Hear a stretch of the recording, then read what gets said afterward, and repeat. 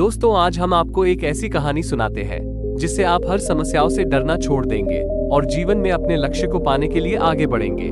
दोस्तों, आपने देखा होगा कि जब भी कोई समस्या जीवन में आती है तो कोई व्यक्ति समस्या से डर कर छोड़ जाता है, तो कोई उस समस्या का डटकर सामना करता और आगे बढ़ाता है। यही कहानी के माध्यम से हम भी आपको यही सीख देना चाहते हैं। बुरे समय में शक्तिमान बनो और समस्याओं से डरना छोड़ो। अपने आसपास की शांति के बावजूद रमेश हमेशा डर और चिंता से घिरा रहता था।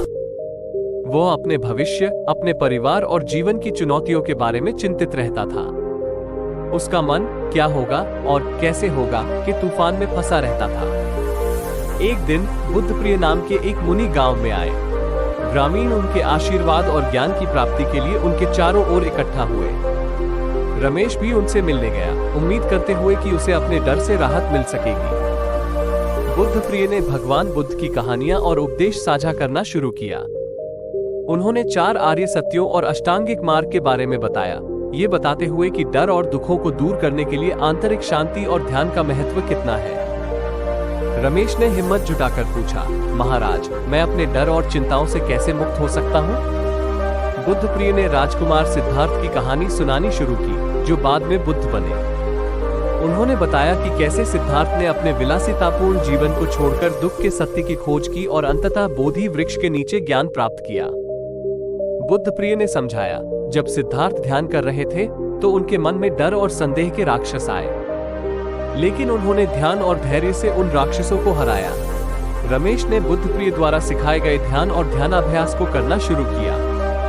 उसने बिना निर्णय के अपने विचारों का अवलोकन करना और अपने डर को एक एक करके छोड़ना सीखा। दिन बीतते गए और रमेश ने विभिन्न चुनौतियों का सामना किया, लेकिन डर के आगे झुकने के बजाय उसने साहस और शांति से उनका सामना किया। उसे एहसास हुआ कि उसके डर अक्सर उसके मन द्वारा बढ़ा चढ़ाकर दिखाए जाते थे। रमेश के परिवर्तन ने ग्रामीणों को प्रेरित किया। उन्होंने बुद्धप्रिय के उपदेशों को उनके साथ साझा किया, सभी को ध्यान और स्थिर मन से अपने डर का सामना करने के लिए प्रोत्साहित किया। एक दिन बुद्धप्रिय गांव लौटे।